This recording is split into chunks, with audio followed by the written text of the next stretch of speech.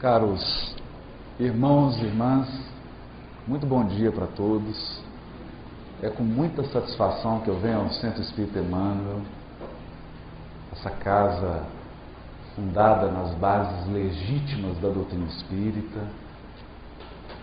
Para nós é sempre uma alegria grata rever os amigos e poder compartilhar essa abençoada doutrina e o Evangelho que tanto nos sustenta, que tanto nos inspira. Naquele tempo, Jesus se deslocara de Jerusalém, da Galileia até a cidade de Jerusalém, pela primeira vez, já no início do seu trabalho de divulgação do Evangelho. E assentado às portas do templo, não muito longe, se reunia um grupo de sacerdotes e de pensadores ociosos. Um deles, chamado Hanã, impressionado e magnetizado pela figura imponente de Jesus, se aproxima e diz a ele: Galileu, que fazes na cidade? Jesus responde: passo pela cidade buscando a fundação do reino de Deus. Respondendo com modesta nobreza. O sacerdote, impressionado com aquela resposta, diz: reino de Deus? Que pensas tu venha a ser isso? Jesus disse: esse reino é a obra divina no coração dos homens. Obra divina em tuas mãos? Com que contas para essa empresa difícil? Quais são os teus companheiros e os teus seguidores? Acaso tens o apoio de algum príncipe ilustre para essa difícil tarefa? Jesus responde de forma humilde: os meus companheiros hão de vir de todos os lugares. O sacerdote então dá uma gargalhada irônica e diz assim: com certeza, os tolos e os ignorantes estão em todas as partes do mundo. Com certeza será esse o teu material de apoio. Mas, Galileu, porventura já vistes uma estátua perfeita, modelada com fragmentos de lama? Jesus, apreendendo a agudez da ironia, responde a eles com energia serena: sacerdote, nenhum mármore existe mais puro e mais formoso que o do sentimento, e não há cinzel superior ao da boa vontade. Impressionado com a resposta, responde o sacerdote: conheces Roma ou Atenas? Jesus lhe diz: eu conheço o amor e a verdade. Por acaso conheces os códigos imperiais ou as regras do templo de Jerusalém? E Jesus finaliza dizendo: eu sei qual é a vontade do Pai a meu respeito. O sacerdote então, irritado, se afasta e Jesus prossegue a sua visita à cidade. Após caminhar por Jerusalém, regressa ao lago de Genezaré. E passando pelas margens do lago, próximo à cidade de Cafarnaum, Jesus procura, ansioso, a Simão Pedro e André, pescadores do lago que estavam trabalhando no local. Chega até eles e diz: Simão, André, quereis ser meus discípulos? Os dois parecem reconhecer aquele timbre de voz. Mesmo sem conhecê-lo, aquela fisionomia lhes é familiar. Eles talvez não seriam capazes de explicar de onde conheciam aquela figura doce e amorosa do Mestre. E Jesus então começa a lhes explicar sobre o trabalho do Evangelho, sobre o reino de Deus. E André ingenuamente diz assim: mas um rei,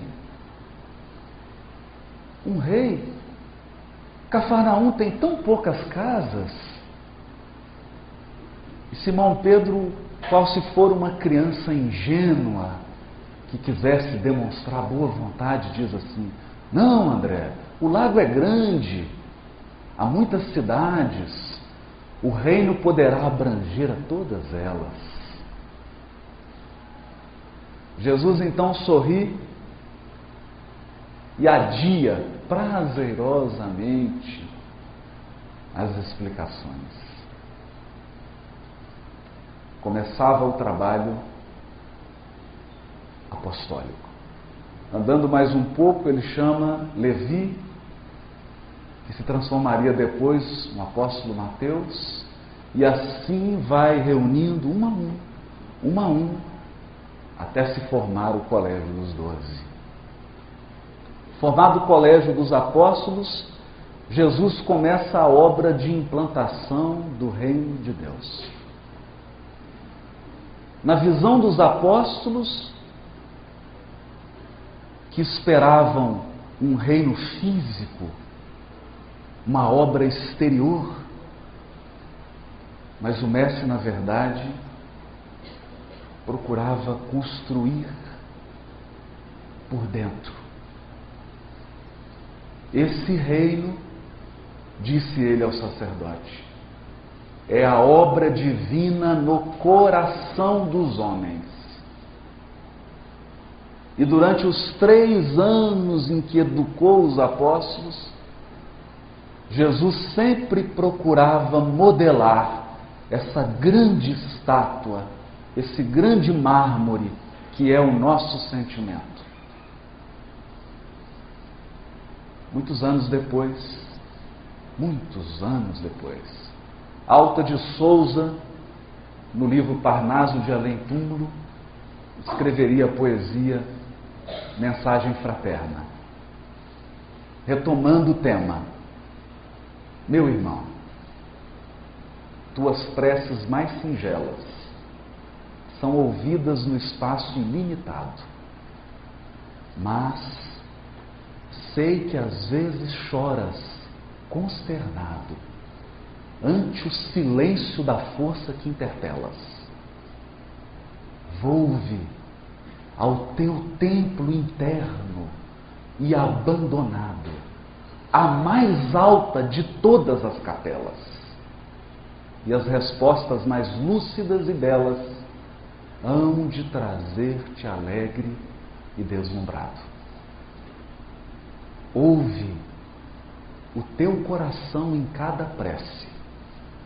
Deus responde em ti mesmo e te esclarece com a força eterna da consolação.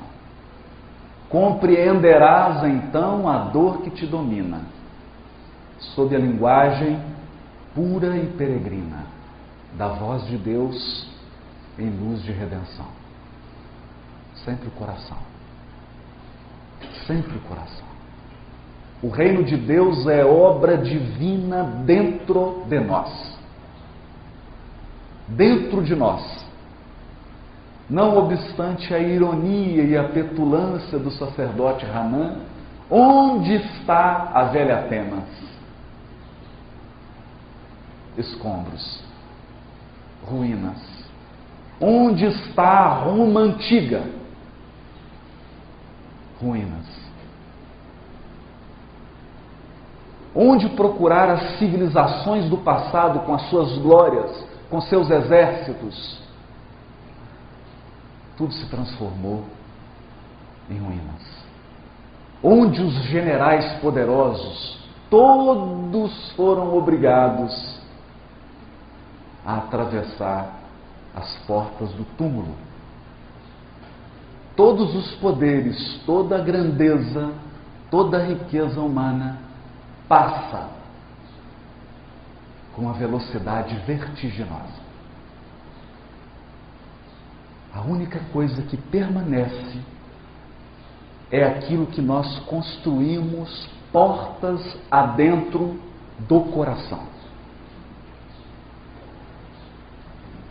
Apenas as conquistas que nós fomos capazes de manter com dignidade dentro de nós. Era sobre isso que Jesus falava. E assim, focalizando a figura de Simão Pedro, nós vemos o Mestre construindo o reino de Deus, não no lago de Genezaré, dentro de Pedro, no coração de Pedro. Passaram-se algum tempo, depois das bodas de Caná, em que Jesus transforma a água em vinho, Simão Pedro procura Jesus. Com as suas angústias, com as suas dúvidas. E Jesus, com a sua bondade, com a sua pedagogia celeste, vai moldando, modelando o coração do apóstolo. Simão Pedro pergunta: mestre, por acaso não terias estimulado a bebedice ao transformar a água em vinho? E Jesus pergunta a ele: Simão, conheces a alegria de servir a um amigo? Conheces a alegria de servir a um amigo? A resposta era uma profecia. Naquele casamento, o noivo era alguém do relacionamento íntimo de Jesus. No dia mais importante daquela pessoa, no dia do seu casamento, em que ele recebia familiares, amigos, companheiros, acabou-se o vinho. Desesperado, amargurado, envergonhado, o noivo pede para procurar Jesus. E ele então, dando a lição do servo, transforma a água em vinho, mas ao mesmo tempo aproveita o símbolo para ensinar que o Evangelho se iniciaria na terra em clima de grande alegria. Afinal de contas, é por isso que ele se chama Boa Nova. Boa notícia. A notícia mais espetacular que a terra já recebeu até hoje. E ele prossegue dizendo para Simão: Simão, os afetos da alma são laços misteriosos que nos conduzem a Deus. Laços misteriosos que nos conduzem a Deus. E prossegue o trabalho. Simão vai sendo educado.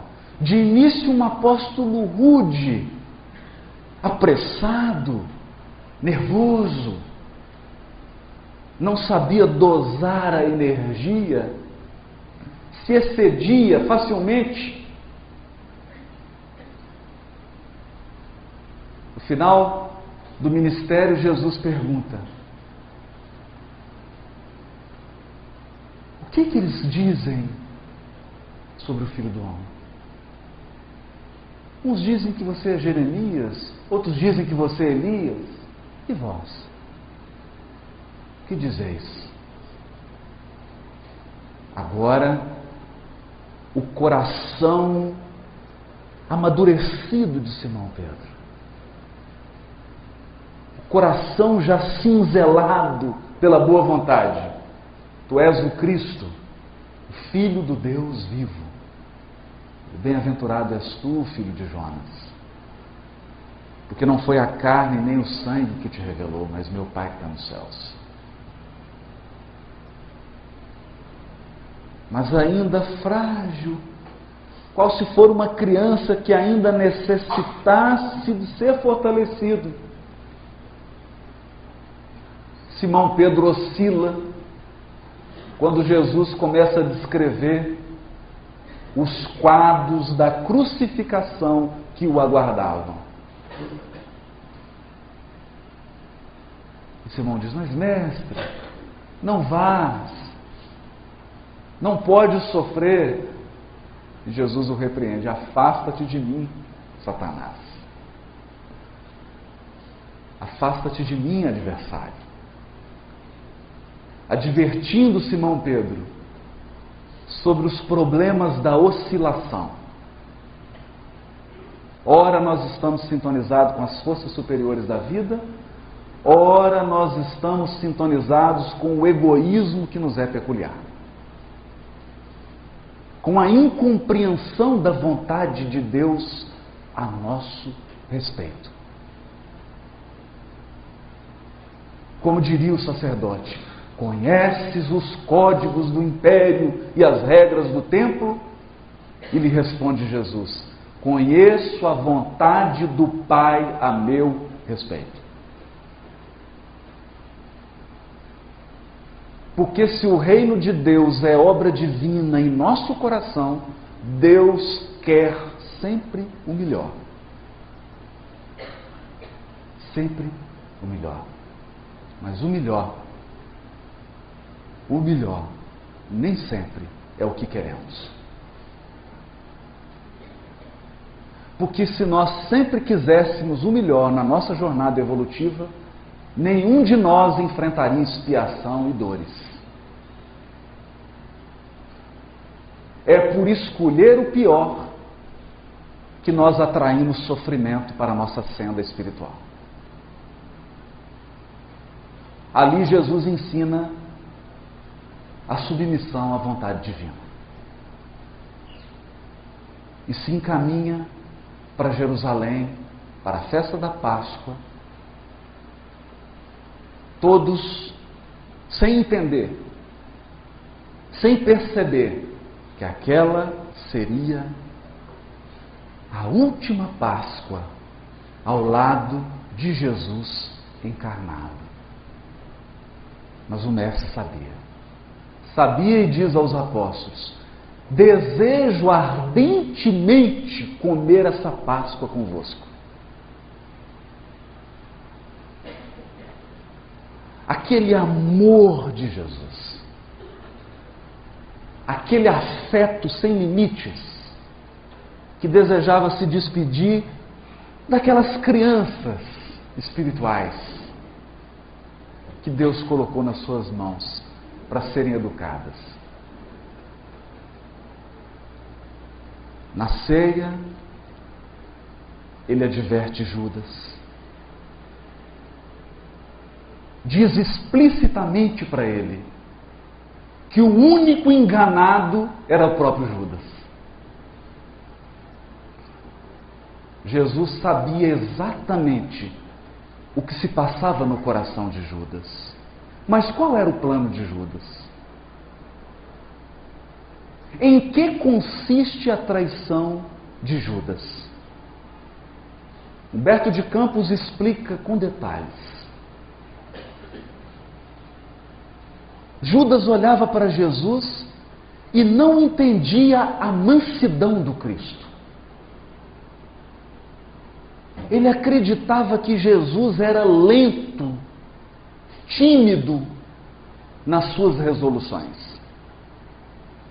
Judas acreditava que o sucesso do Evangelho dependia de uma aliança com os poderosos da época. Judas não conseguia entender que o reino de Deus é obra divina no coração. Ele imaginava que o reino de Deus é obra externa, a ser construída com pedra. É obra que depende de política humana. Então arquiteta um plano humano. E nenhum de nós pode criticar e apontar o dedo para Judas, porque há 2000 anos todos nós estamos repetindo a experiência de Judas. Estamos buscando Jesus fora. Confiamos mais nos poderes humanos e exteriores do que na bondade celeste que nos dirige por dentro. O plano de Judas consistia em fazer uma aliança com os romanos e com as lideranças judaicas. Eles prenderiam Jesus. Judas assumiria a liderança de uma revolução armada, travariam uma guerra pela independência de Israel e, após libertarem Jerusalém do poderio romano, soltariam Jesus e Judas alegremente diria a ele: mestre, o reino está pronto. Senta no trono. Eu já matei, eu já conquistei, o sangue já foi derramado, as conquistas foram feitas, agora senta no trono, mestre. Reina soberanamente sobre nós. Esse era o plano de Judas. Conquistar o exterior antes de conquistar o próprio coração. Dominar o semelhante antes de alcançar o autodomínio. Mas na sua ingenuidade, o Messias é preso e é crucificado. Percebendo que ele havia sido vítima da esperteza e da política humana,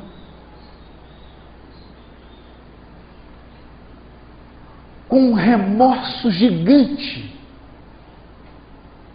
percebendo o equívoco, percebendo que ele confiara mais nos homens do que em Deus, Judas não suporta a dor e suicida-se. Seria ele o apóstolo que exigiria de Jesus a mais alta dose de amor. Porque era o apóstolo que tinha a maior dificuldade de entender que o reino de Deus é obra divina no coração dos homens. Quando Jesus é preso, Simão Pedro, inconformado, retira a espada. Retira a espada. E imaginando como Judas que o reino de Deus é obra externa, se prepara para a luta. Corta a orelha do soldado. Jesus, com a sua serenidade imperturbável, serenidade daqueles que compreenderam a vontade de Deus a nosso respeito, diz: Simão, embainha a tua espada, guarda a tua espada, porque aquele que com ferro fere, com ferro será ferido.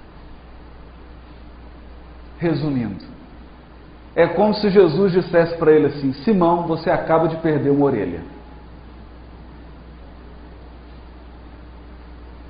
Porque, como dizia o Chico, o mal que eu causo ao semelhante é brasa que eu espalho sobre a própria cabeça. Toda vez que nós ferimos o semelhante, é como se semeássemos sofrimento na nossa vida. Pode não ser nessa, mas será na outra. a lei de justiça que rege os nossos destinos, manda que a vida nos retribua exatamente aquilo que nós damos a ela. Jesus adverte Pedro: guarda a espada, Pedro, guarda a espada, para que não percas mais do que a orelha.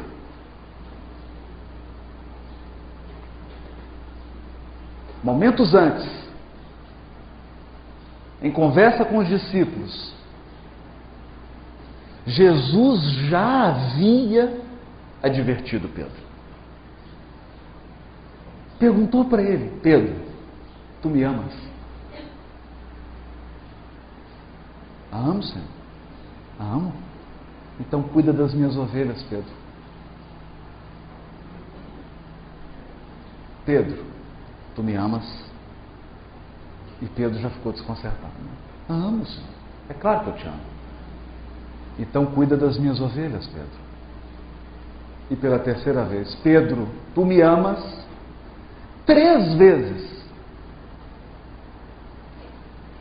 3 vezes Jesus chamando atenção para o coração. Pedro, olha para o teu coração. Porque o nosso coração é fonte da vida. Tudo que nos acontece procede do coração. Todos os processos se iniciam em nosso coração. É a partir do sentimento que nós vamos criando, que nós vamos decidindo, que nós vamos agindo e, portanto,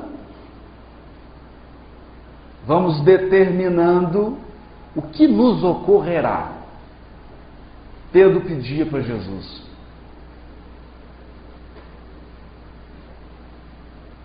timidamente, uma explicação. Por que 3 vezes? Mestre, eu te seguirei até a morte. Sempre gestos exteriores. E Jesus diz a ele: Pedro, crê, eu te levarei aonde não queiras ir. Eu vou te levar por caminhos que você não vai querer percorrer. Ele não entendeu. Não entendeu. No momento em que Jesus é levado ao martírio, uma senhora pergunta: esse não é o Galileu? Você não é seguidor? E ele nega. Primeira vez. Nega a segunda vez. Nega a terceira vez. O galo canta e ele se recorda do aviso de Jesus. Pedro, antes que o galo cante, me negarás 3 vezes. É por isso que eu estou te perguntando 3 vezes se você me ama. Porque o reino de Deus é obra divina no coração, Pedro. Amargurado, Pedro se afasta. A crucificação ocorre. O desalento toma conta dos apóstolos. Mas aí, a boa notícia. A boa nova. Jesus ressurge. Emmanuel diz no livro Vinha de Luz: se nós formos capazes de manter a fé em Deus e a fé na imortalidade da alma, nenhum problema será capaz de nos abalar. A fé em Deus e a fé na imortalidade da alma.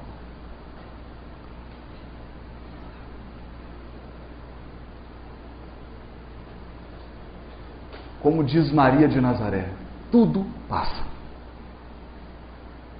Tudo passa. Todos os problemas da vida do encarnado passam. Passam. Só o bem resiste à eternidade. Só o amor sobrevive ao tempo. Nenhum problema e nenhuma dor ficará de pé. Se formos capazes de manter a fé em Deus e a fé na imortalidade da alma. A volta de Jesus reacende a chama no coração dos apóstolos. Porque agora eles estavam conscientes que a obra do Evangelho não era obra externa. Não era uma construção fora. Era uma construção dentro. Dentro. De modo paralelo, 2000 anos depois, nós vamos encontrar no Brasil um grande companheiro, diretor da Federação Espírita Brasileira, Frederico Filho. O homem criador do selo Odeon. O homem que trouxe o disco de vinil para o Brasil. E responsável pelas primeiras gravações. Fez fortuna. Ajudou na construção do parque gráfico da Federação Espírita Brasileira, numa época em que ninguém queria editar livro espírita. Ele, muito corajoso, disse: se ninguém quer editar, nós vamos fazer uma editora e uma gráfica. Homem arrojado, empreendedor, empresário bem-sucedido, ao desencarnar, vê-se numa situação embaraçosa. Ele olhava para os companheiros que trabalharam ao lado dele na Federação Espírita Brasileira. Todos apresentavam um percentual de luz. Ele olhava para si mesmo e percebeu que emitia uma luz opaca. E ele então perguntava: mas eu construí a gráfica, eu ajudei a construir a sede, eu ajudei a fazer isso, eu ajudei a construir aquilo, eu ergui isso. E Dr. Bezerra lhe disse: meu filho, o que você ergueu aqui dentro?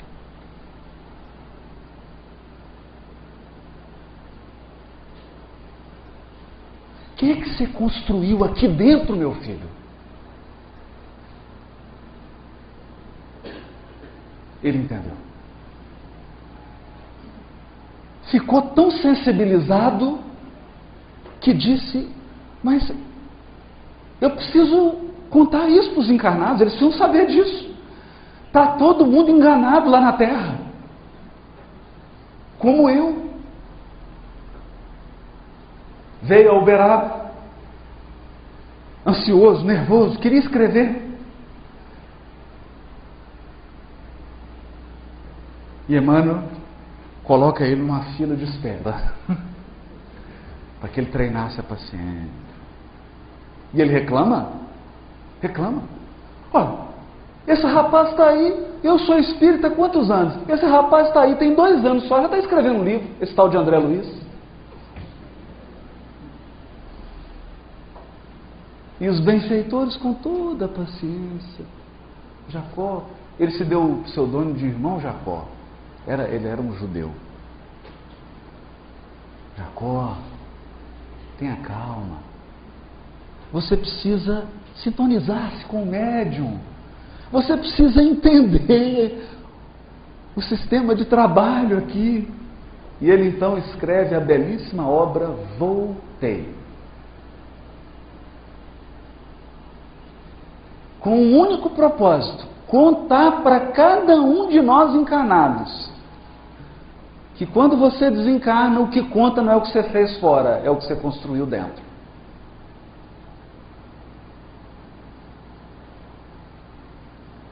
Mas a maioria dos encarnados dorme um sono profundo. Profundo. A maioria caminha distraído. Porque o mundo material apresenta tantas distrações, tantas atrações.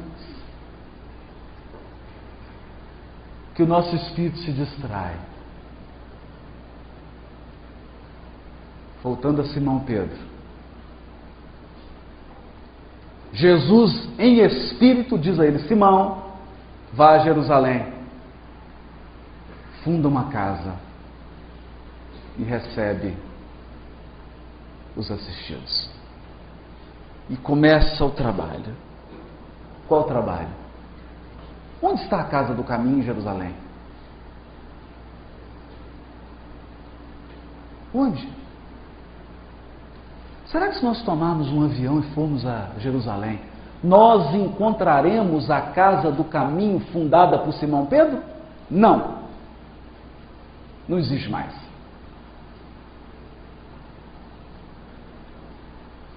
Não existe.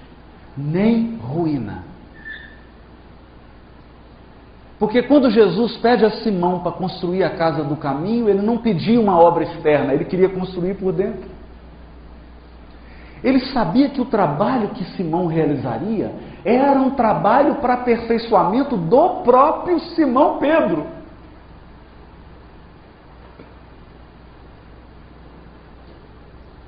Esse reino é obra divina no coração dos homens. E um dia ele encontra Simão triste, sentado, amargurado. Jesus em espírito chega do lado dele: o que foi, Simão? Mestre, Iodete está dizendo que eu sou ladrão, que eu recebo aqui os donativos e estou utilizando. Jesus fala: não se preocupe, Simão, Iodete vai viver. Mas mestre, Joaquim difama a minha honra, espalha mentiras a meu respeito. Não se preocupe, Simão, Joaquim vai viver. E assim ele vai apresentando todos aqueles que causavam constrangimento, o nome de um por um, e Jesus fala: não se preocupe, Simão, eles vão viver. Porque a pessoa que fere se esquece. Se esquece que a vida é longa. E que se hoje você está com tempo de ferir, amanhã haverá o tempo de receber. Se existe tempo de plantar, existe tempo de colher. E todo aquele que pratica o mal um dia entende a frase de Jesus: Pai, perdoa-lhe, eles não sabem o que fazem.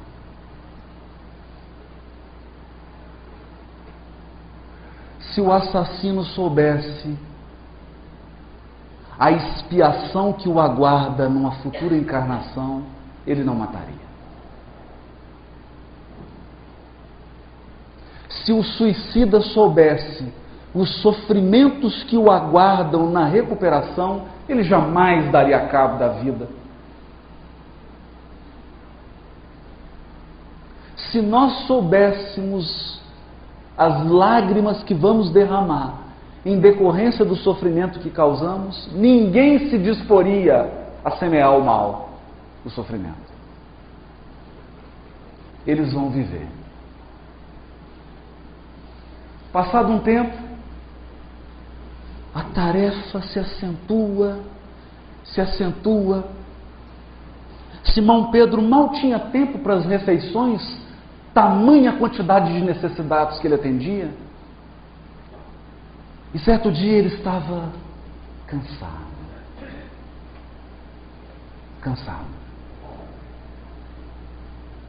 E tem então uma recaída. Se aproxima no relógio 5 horas, ele fala: é hora de fechar. O atendimento é até às 5. Deu 5 horas e fechou as portas. Mas um necessitado abre a porta e entra no recinto. Simão Pedro já recolhia as coisas para se dirigir ao interior da casa do caminho e vê o necessitado na sua frente e fala: pelo amor, o senhor não viu que a porta está fechada? O atendimento já está encerrado, já acabou.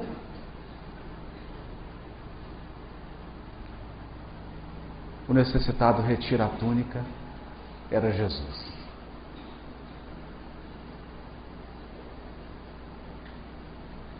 Jesus não diz nada.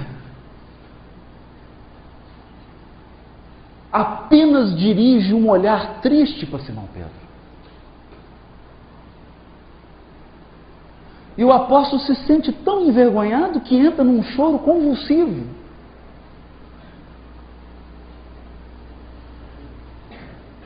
Jesus apenas diz a ele: Simão, eu apenas te pedi que cuidasse das minhas ovelhas.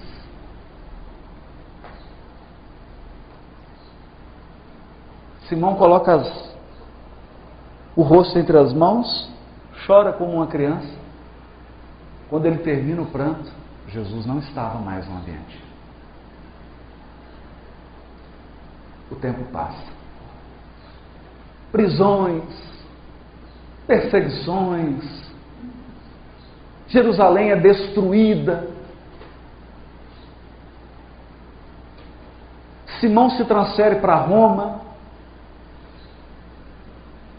reunia-se com os discípulos no cemitério, porque os cristãos precisavam se reunir escondidos. E muita gente morreu para que nós pudéssemos nos reunir hoje publicamente. E alguns não vêm à reunião porque dizem não ter tempo.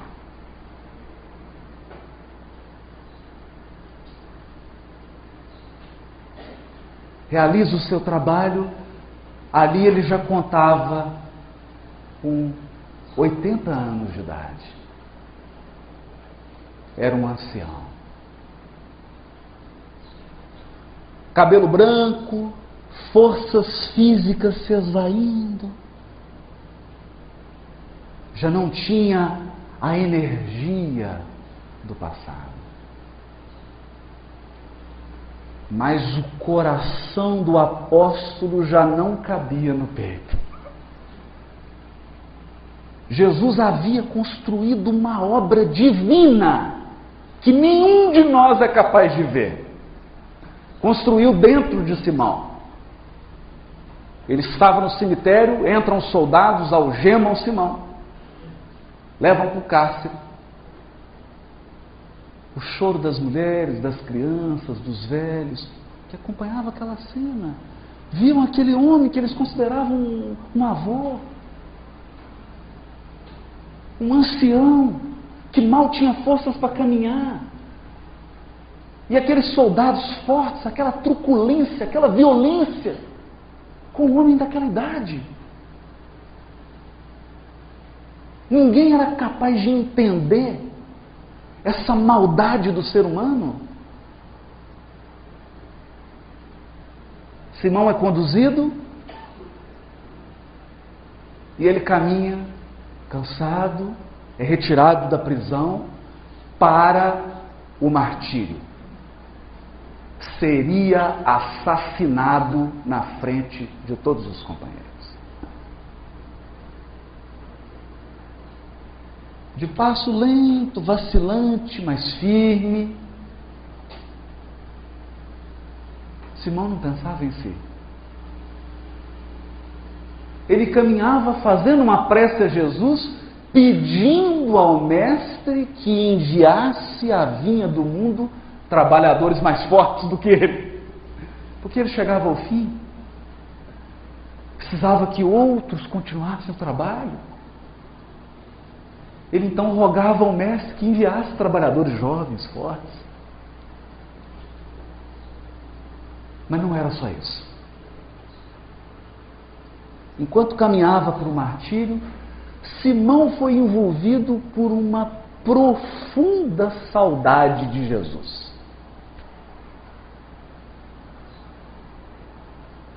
embora ele caminhasse às margens do Tibre e visse aquela suntuosa Roma, o coração dele se transportou para a Galiléia.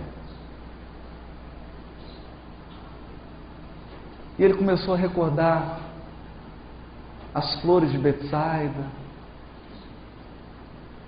as romãzeiras de Dalmanuta, os sítios, os pomares de Magdala, o pequeno vinhedo de Cafarnaum, os tempos em que Jesus acordava 5, 6 da manhã e pescava com eles.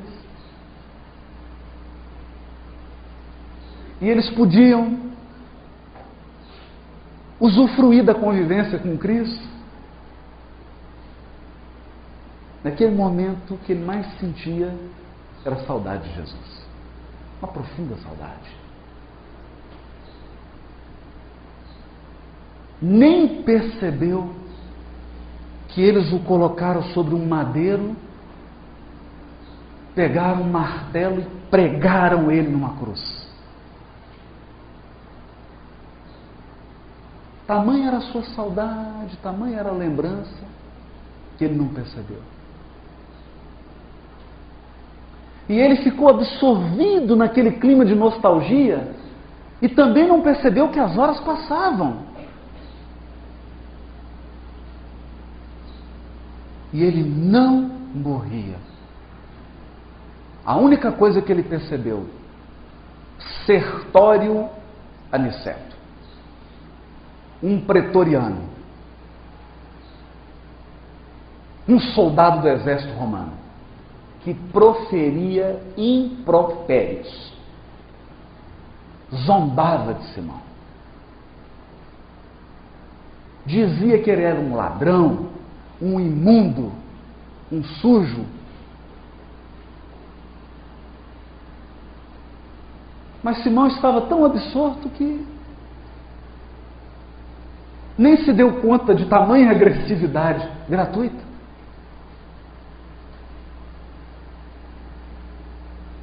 Porque as pessoas às vezes são vítimas, às vezes elas são instrumentos de forças perversas e saem distribuindo uma agressividade gratuita, sem sentido.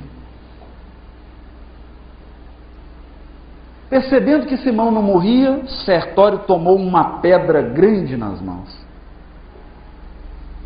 mirou a cabeça do apóstolo e jogou certeiro.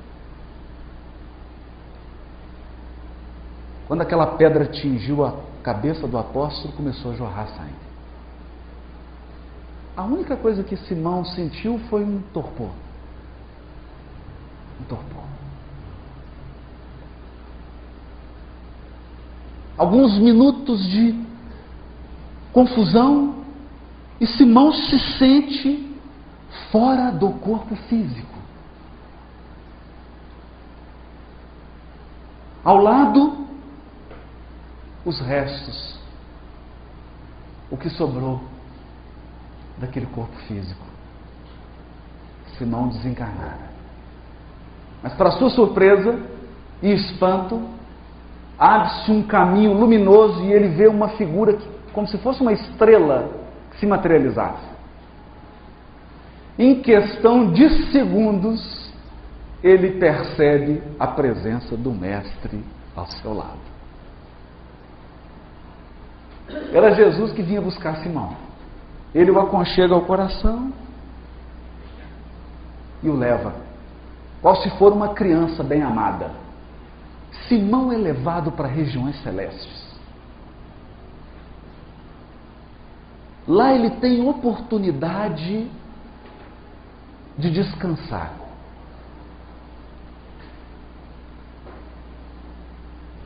Esse relato está no livro Antologia Mediúnica do Natal. E diz Humberto de Campos que ele revê amigos, presencia espetáculos de grandeza cósmica. Jesus lhe proporciona experiências assombrosas, maravilhosas. Passados 2 semanas, Jesus chega para Simão e anuncia a despedida. Simão, surpreso com aquilo, fala: mas mestre, aonde vais?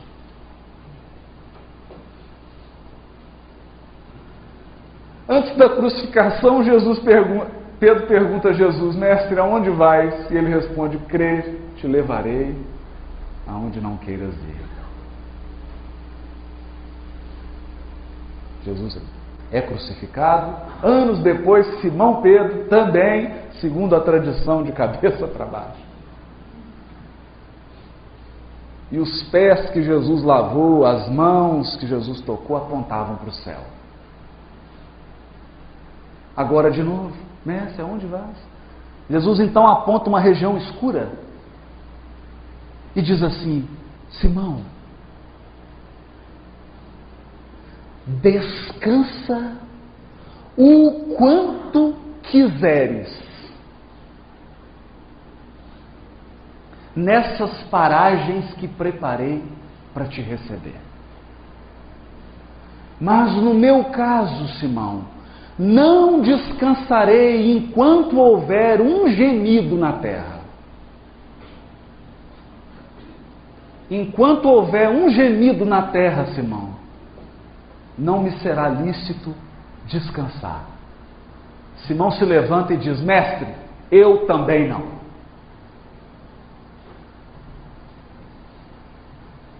Dá os braços a Jesus e os dois voltam à terra, para Roma. Alguns cristãos seriam imolados naquele dia. Era a véspera de Natal. Ao chegar num cemitério escuro de Roma, Simão se comove até as lágrimas, porque percebe que alguns cristãos entoavam um canto lindo, recordando o natalício de Jesus. Embora prestes a serem martirizados, eles se enchiam de esperança, de fé em Deus, de confiança. Simão se emociona, abraça eles. De repente, Jesus toca nos ombros de Simão: Simão, alguém te procura. Quando Simão vira, era Sertório Aniceto.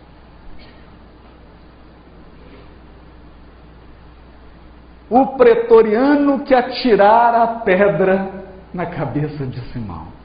Agora era um homem minguado, choroso, trazia uma criança doente nos braços, seu filho. Convertera-se ao cristianismo, arrependera-se dos desmandos que cometeram. E estava ali com o filho doente nos braços, no túmulo de Simão Pedro, rogando a Simão Pedro que curasse seu filho. Simão impõe as mãos sobre o filhinho de Sertório, aplica-lhe um passe e a criança se cura. O rosto do soldado se enche de alegria, uma felicidade, ele chora de emoção. Porque mesmo tendo assassinado o apóstolo, ele sabia que o cristão verdadeiro sempre retribui o mal com o bem. E volta para casa feliz. Para Sertório, começava a implantação do reino de Deus no coração. Para Simão Pedro, o serviço continuava.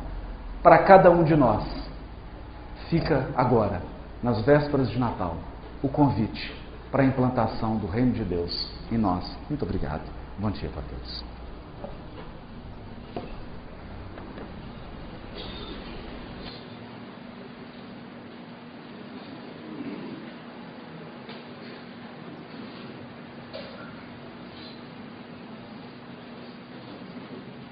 Rede Amigo Espírita, uma ferramenta de união, interação e divulgação do movimento espírita.